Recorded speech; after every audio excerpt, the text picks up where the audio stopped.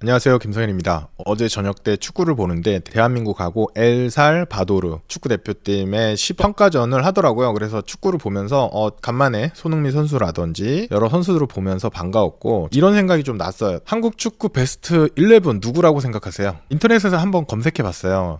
이 왼쪽에 있는 거는 2010년대의 선수들을 가지고 뽑았대요. 그래서 손흥민이라든지 이동국, 그리고 제가 좋아하는 박지성 선수, 그리고 차두리, 이런 선수들이 있더라고요. 근데 몇 명을 제가 모르겠어요. 또 검색을 하다 보니까 오른쪽에 김병지 골키퍼가 선정한 베스트 11이 나오더라고요. 그래서 보니까 황선호, 안정환, 허정원, 김남일, 이런 선수들, 김병지 골키퍼까지 좀 더 올드한, 좀 더 옛날 선수들이 많이 나와서 제가 다 아는 선수들이라 좀 더 반갑긴 하더라고요. 축구에서 이 포지션 베스트 11을 놓는 이유는 아마 공격과 수비의 균형, 밸런스를 맞추기 위함이 아닐까라는 생각이 들더라고요. 근데 투자도 마찬가지거든요. 투자도 수익과 위험 관리에서의 밸런스를 잘 맞춰놔야 돼요. 수익만 너무 쫓다 보면 골을 너무 많이 먹어서 지게 되거든요, 경기에. 위험 관리 때문에 너무 위험해서 못하겠다, 투자. 그래서 수비수만 잔뜩 있으면 골 넣을 사람이 없잖아요. 그럼 그것도 마찬가지, 경기 이길 수가 없어요.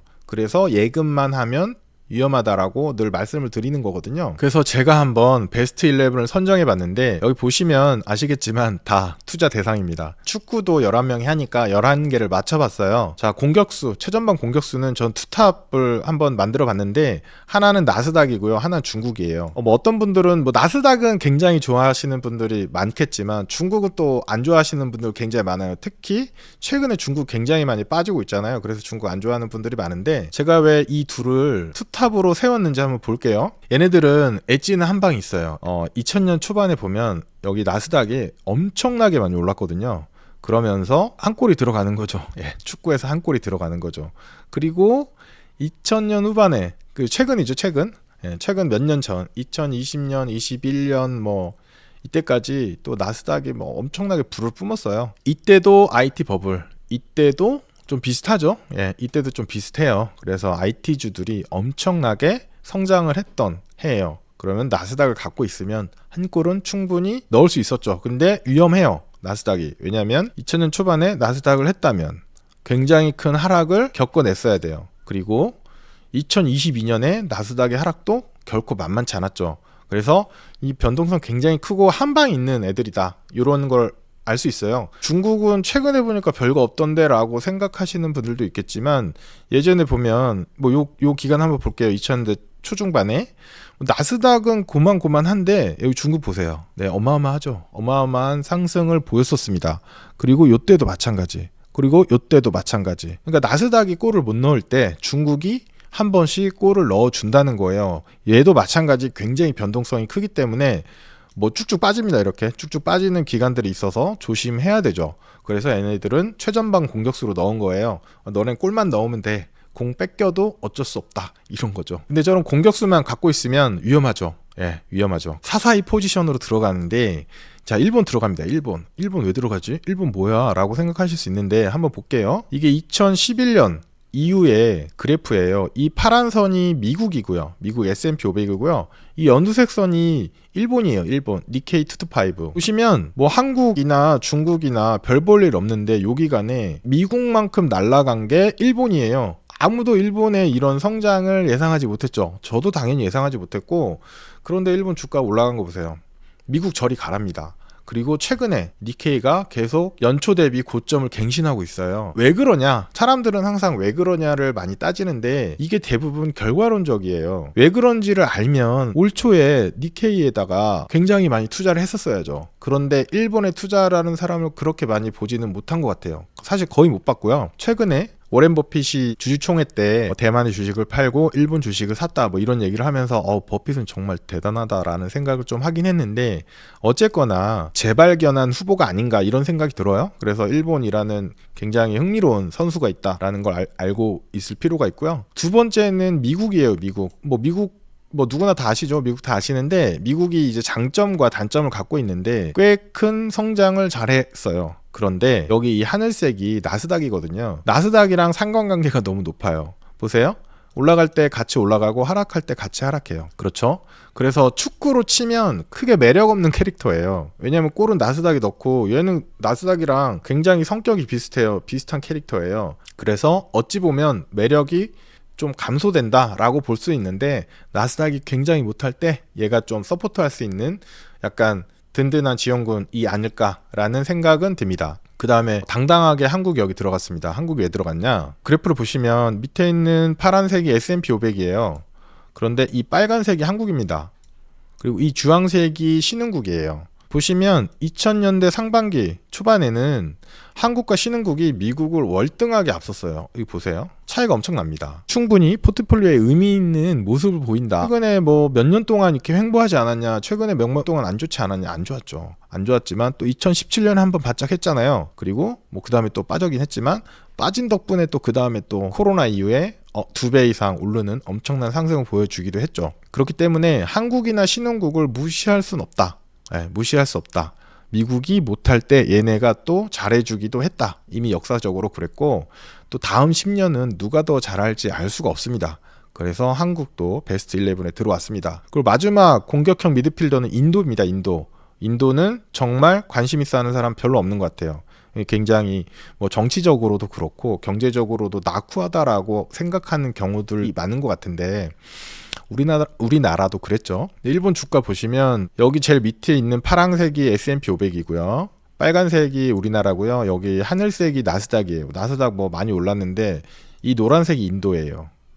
네, 2000년 초부터 그린 거예요. 네. 상상을 초월합니다. 이런 어마어마한 움직임을 보이는 선수가 있었다는 거예요. 우린 아무도 관심을 안 가졌을 수도 있겠지만 네, 인정받지 못했던 굉장한 실력자가 있다. 오른쪽 그림을 보시면 2022년, 2021년, 22년부터인데 한국과 미국 글로벌 주식들이 다 2022년에 하락했잖아요. 다 알고 계시죠? 20-30% 이상의 하락을 보였어요. 그런데 여기 보시면 이 노란 선이 인도예요. 인도는 계속 올랐습니다. 그래서 작년부터 굉장히 많이 조명을 받았고 우리나라에도 인도 ETF가 새로 2개가 신규로 출시가 됐죠.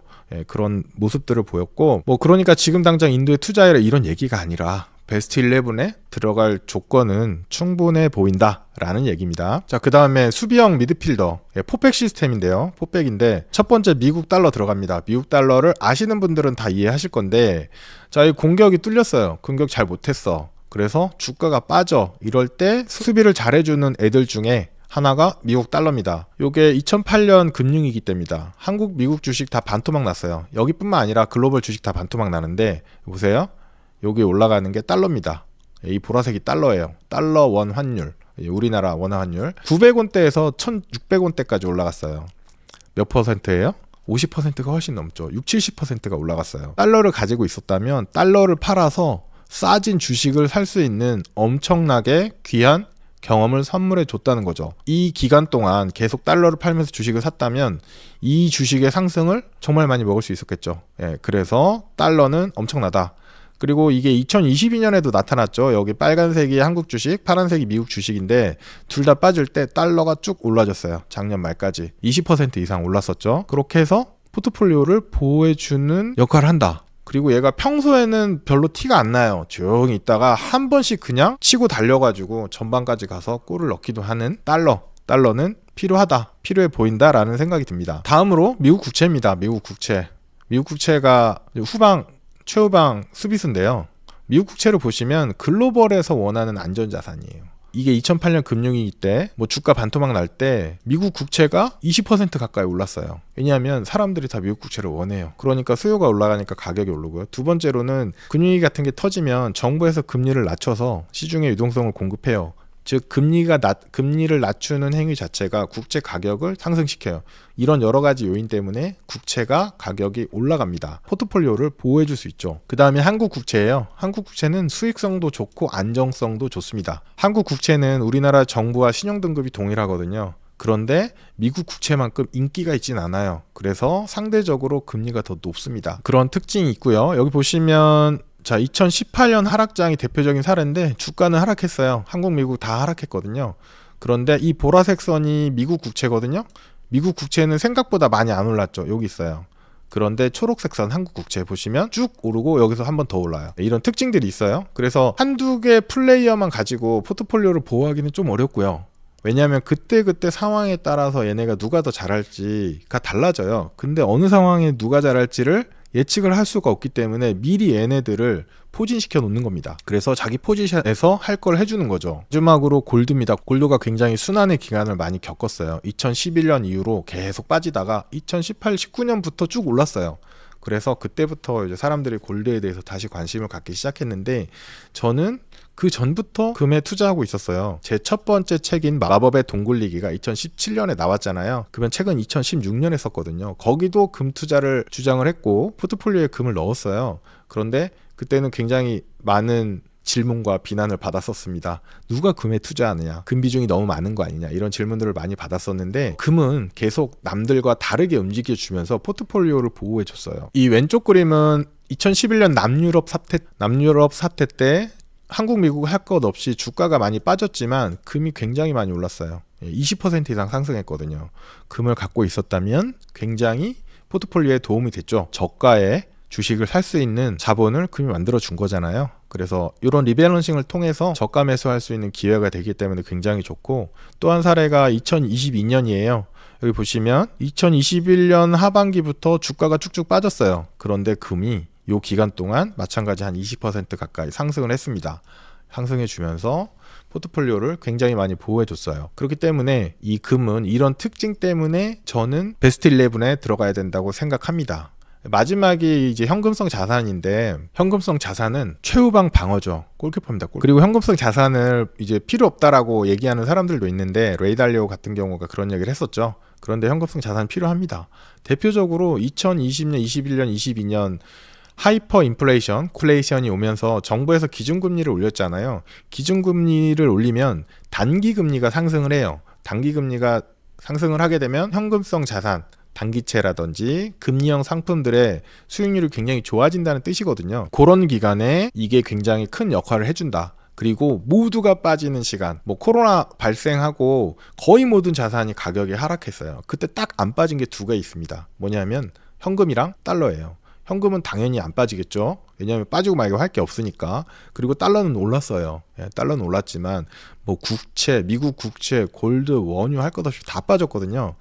그럴 때 빠지지 않아서 이 하락한 자산을 싸게 살 원천을 만들어주는 그런 역할을 해주었어요. 그래서 현금도 필요하죠. 그 외에 기타 후보들이 몇 개 있어요. 한번 보시면 다우존스 지수 같은 경우에는 굉장히 오래됐죠. 그런데 S&P 500이랑 캐릭터가 겹쳐요. 보시면 비슷하게 움직이잖아요. 캐릭터가 겹치죠. 그리고 요즘에 유행하는 SCHD도 캐릭터가 겹치는 것 같아요. 제가 보기엔. 그래서 그걸로 바꾸면 안 되냐? 바꿔도 됩니다. 이건 어디까지나 감독이 결정하는 거잖아요. 베스트 11은 바꿔도 큰 문제 없어요. 큰 문제 없다고 보입니다. 두 번째는 유럽인데, 유럽은 되게 안타까워요. 여기 보시면 2000년대 초반에는 S&P 500보다 더 좋았어요. 그죠? 주가가 쭉 올랐죠. 그런데 2009년 이후부터 보시면 미국과 유럽의 움직임은 비슷해요. 상관관계는 높아요. 오를 때 같이 오르고 떨어질 때 같이 떨어지고 이런 게 비슷해 보이는데, 미국은 쭉 올라가는데 유럽은 쭉 횡보하고 있어요. 왜 그럴까? 여러 가지 원인이 있겠지만 아주 개인적인 생각은 유로존으로 묶여 있어서 그런 게 아닐까라는 생각이 많이 들어요. 그 외에도 다양한 이슈들이 있습니다. 정치적인 문제, 사회적인 문제, 복지에 대한 이슈들, 여러 가지 이슈들이 있는데, 어쨌거나 어느 게 근본적인 이유든 간에 그게 당장 해결되긴 쉽지 않아 보인다라는 게 제 의견입니다. 그래서 유럽 같은 경우에는 베스트에 올라오기가 쉽지 않을 것 같아요. 출전하기가, 이런 생각이 들고요. 이번에는 원유인데, 원유도 참 호불호가 많이 갈려요.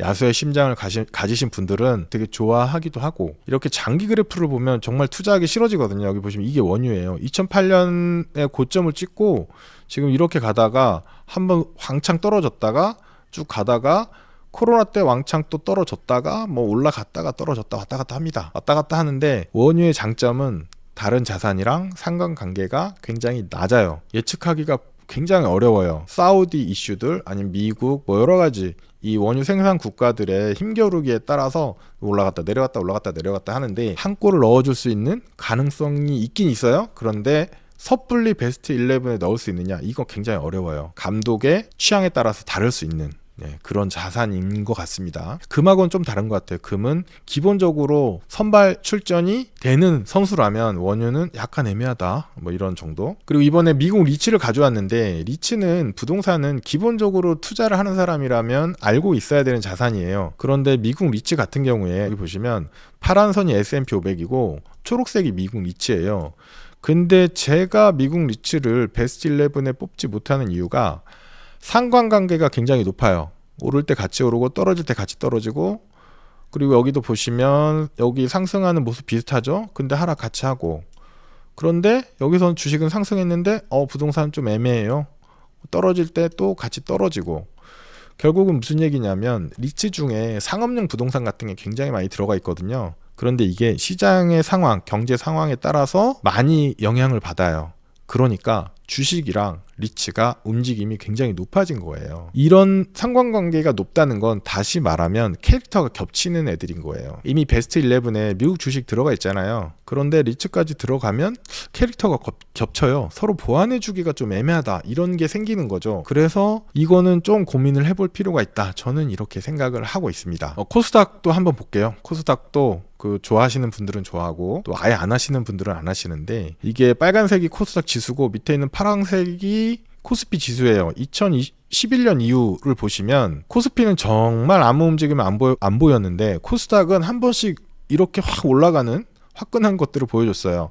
또 화끈하게 빠지기도 했지만 그 다음에 여기서 또 확 한 번 올라가줬죠. 화끈하게 올라가줬고 뭐 이런 변동성 있는 모습들을 보여서 좋아하는 사람은 좋아하고 안 좋아하는 사람 안 좋아하는, 역시나 감독의 재량이 맡길 수밖에 없는 그런 자산이 아닌가 이런 생각이 듭니다. 이런 식으로 베스트 11을 한번 뽑아봤는데 저는 뭐 이 정도 포트폴리오라면 그렇게 나쁘진 않을 것 같아요. 공격도 있고 뭐 꽤 괜찮은 뭐 공격형 미드필더들도 있고 포백 라인도 뭐 나쁘지 않다고 생각이 들어요. 이거는 어디까지나 제 생각이고 이렇게 투자하라는 건 아니고 각자의 의견을 넣으셔가지고 포트폴리오를 꾸리는데 뭐 좀 도움이 되셨으면 좋겠습니다. 오늘 영상 마치겠습니다. 감사합니다.